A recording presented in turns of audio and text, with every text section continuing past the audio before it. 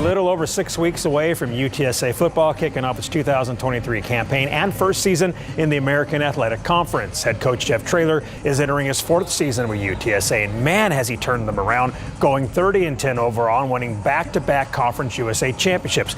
This season, his schedule features 2 Friday night home games at the Alamodome. Friday, September 15th versus Army, and Friday, November 17th against South Florida. Earlier this week, while talking with the media at the THSCA coaching convention in Houston, he was asked about those 2 Friday night games that will directly compete against high school football. I hate it. I'm against it. I can tell you it's not good for us, because I can tell you what's going to really happen. What's going to really happen, they're not going to be at the Roadrunner game on Friday night. They're going to have their phone at Smithson Valley and Cibolo, and they're going to be watching the Roadrunners on Friday night, and they're not going to be in the Alamodome. Now, that ain't good for the Roadrunners. I'm worried about us. I get it. Y'all worry about Texas high school football. I am too. But it's not good for anybody, in my opinion. We need to stay off Friday nights, and because that's what it's going to really look like. I'm not teasing. They're going to be at Smithson Valley with their phone, watching the Roadrunners on their phone, instead of filling that Alamodome up where I need them. Yeah, that sure is tough. The Roadrunners kick off the season Saturday, September 2nd at the Houston Cougars at 6 p.m. And the Texas Longhorns will kick off the 2023 football season at home Saturday, September 2nd with Rice at 2:30 in the afternoon. And then week 2 will see the Longhorns travel to Tuscaloosa to face Nick Saban and the Alabama Crimson Tide. A big-time matchup for the Horns, who... Well, I can't evaluate their readiness to play in any game. I don't coach their team. Think Sark's a great coach, and I think he'll have them ready. But I think Texas has a lot of players back from last year's team. Obviously, it was a really close, tough game. Last year when we played that game, I think they're doing an outstanding job of recruiting. They're doing an outstanding job of developing the players on our team and on their team, and it's going to be a real challenging game, no doubt, because they have a lot of starters back and they have a lot of experience coming back and experienced quarterback. So we expect them to have an outstanding team. Texas will play at Alabama Saturday, September 9th at 6 p.m. Football coverage brought to you by Davis Law Firm. Dallas Cowboys right guard Zach Martin is reportedly considering not reporting to training camp because he's unhappy about his contract, per ESPN's Adam Schefter. He says that Martin feels he's woefully underpaid relative to the market. According to Spotrac, Martin ranks 9th among NFL guards with an annual average salary of $14 million, putting him $6.5 million behind the number 1 paid guard in Atlanta Falcons' Chris Lindstrom. Martin is 32 years old, and in 9 NFL seasons, he's earned 8 Pro Bowl nods and 6 first-team All-Pro selections, and camp starts next week. That's crazy. Yeah. And you'll be there. And I will be there. KSAT12 Sports will be there. Yeah. Hope you got your long sleeves. Yeah, no kidding. Right. Thanks, Larry. We'll be right back.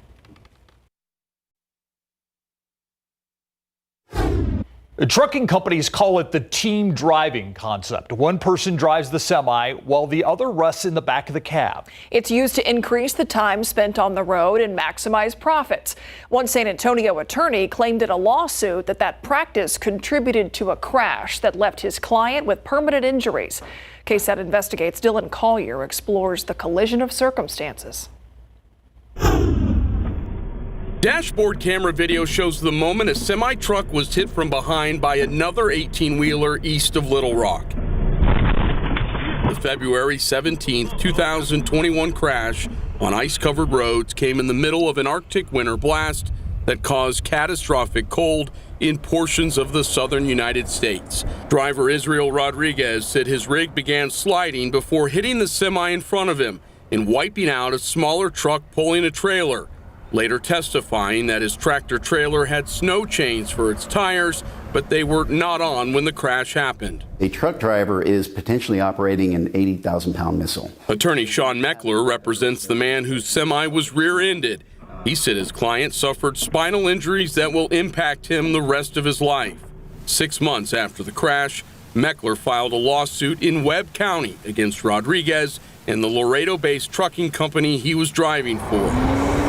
The conglomerate hauls more than 300 freight trailers under the names DX Express and Directo Express. While gathering evidence for the negligence suit, Meckler said he uncovered troubling information about the company's driving habits, specifically how long and how often Rodriguez had been behind the wheel. In a taped deposition, Rodriguez said after pulling off to be inspected at mile marker 22 outside Laredo, he then drove nonstop to Little Rock before stopping to refuel around 750 miles in all during one of the worst winter storms in the history of the southern United States.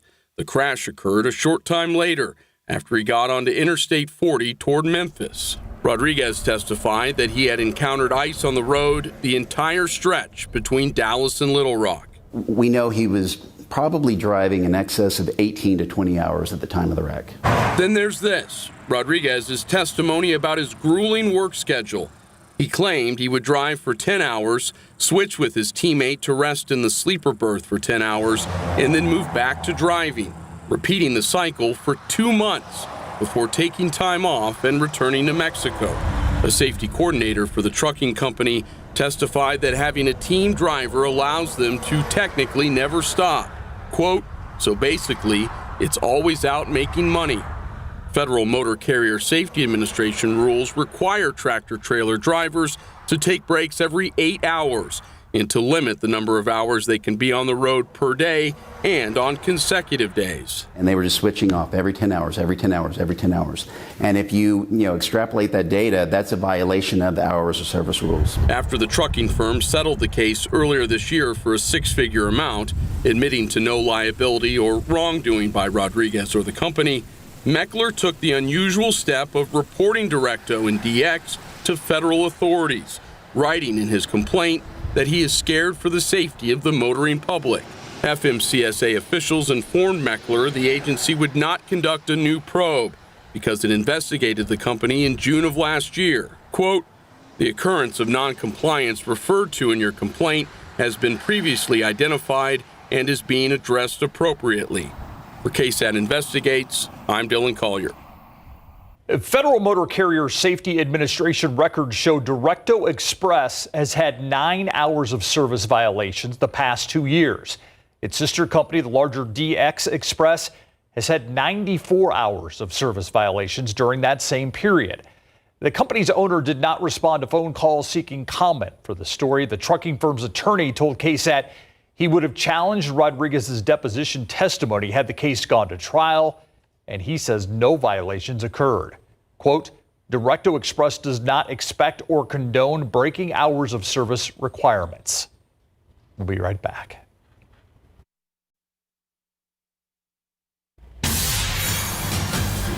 An American serviceman that fled to North Korea after skipping out on his flight home is still in custody. The Army private was supposed to return to the U.S. to face military discipline after being jailed in South Korea. But instead, U.S. officials say that he intentionally crossed the border into the communist north. ABC's Morgan Norwood has more on the implications of this as officials are trying to secure his release. The United States scrambling to work with North Korean officials to arrange the release and return of U.S. Army Private Travis King, a U.S. soldier who U.S. officials say willfully and intentionally bolted across the border at the DMZ, the heavily fortified demilitarized zone that separates South Korea from the communist north. We're closely monitoring and investigating the situation. I'm absolutely foremost concerned about the welfare of our troops. King was supposed to be on a flight back to the U.S., where he was facing discharge from the Army after serving 47 days in a South Korean jail following an altercation with local citizens. Officials say that a military escort dropped King off at the airport, but instead of boarding his flight to return to the U.S., King left and joined a tour group before reportedly laughing, then dashing across the DMZ. I noticed a guy dressed in black, running what looked like full gas towards the North Korean side. ABC News speaking with Travis's mother by phone. She says she last heard from him a few days ago, adding, I can't see Travis doing anything like that. I'm concerned about the potential geopolitical implications as North Korea now has a U.S. soldier, and we're going to have to figure out how to negotiate to get him back. This incident comes as a massive U.S. nuclear ballistic missile submarine arrived in South Korea for the first time since the 1980s. North Korea responding to its arrival by launching short-range ballistic missiles. The detention of a U.S. soldier comes as efforts to negotiate with North Korean President Kim Jong-un over his nuclear weapons program have stalled. And while King's whereabouts and condition are not certain, a U.S. official tells ABC News that once he crossed into North Korea, he was hauled away in a van believed to be held in North Korea's capital city, Pyongyang. I'm Morgan Norwood, ABC News, New York. The police are releasing details about an Alabama woman that made national headlines after she went missing last week. Police say 25-year-old Carly Russell searched Amber Alerts and bus tickets leading up to her disappearance. Russell called 911 last Thursday night after saying she was pulling over after she saw a toddler on an interstate near Birmingham.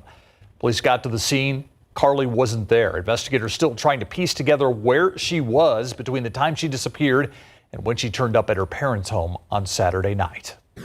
People in Mayfield, Kentucky, dealing with waves of thunderstorms followed by flash flood warnings and watches. The National Weather Service estimates about 10 inches of rain fell where Kentucky, Illinois, and Missouri all meet, right where the Mississippi and Ohio rivers come together there.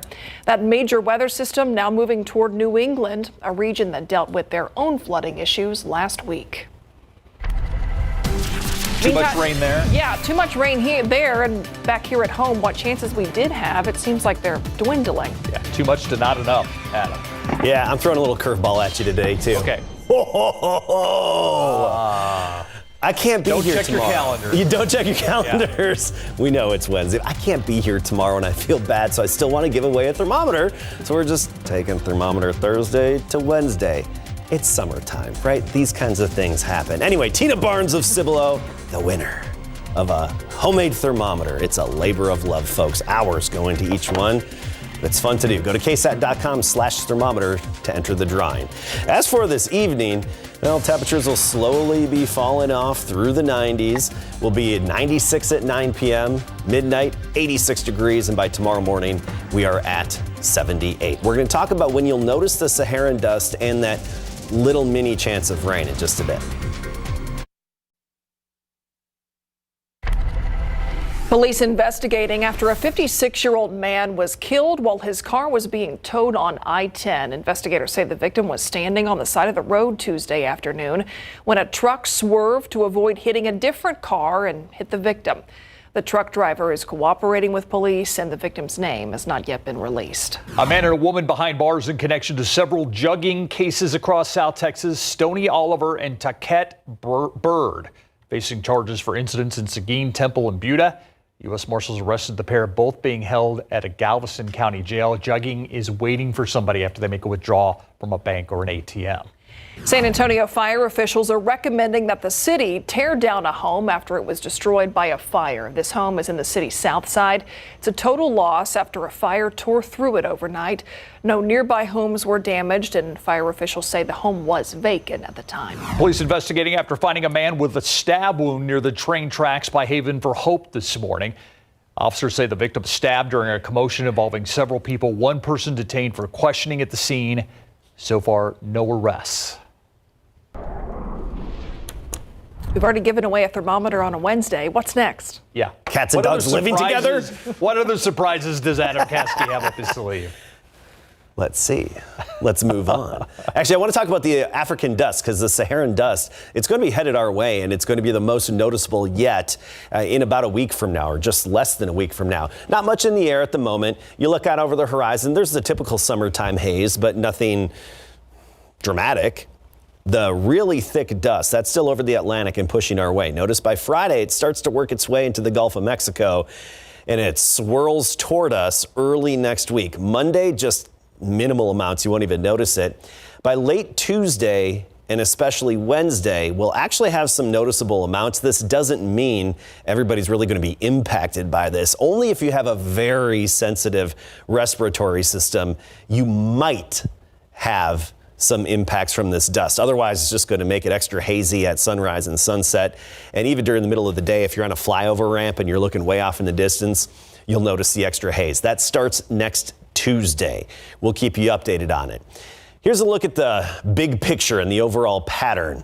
Showers and storms off to the north of us, but we've got the heat high overhead. It's centered over North Texas right now, so it's deflecting all that activity way around us. Now, this is also giving us our triple-digit heat. El Paso, 110. Dallas, 104 right now. San Antonio, 103.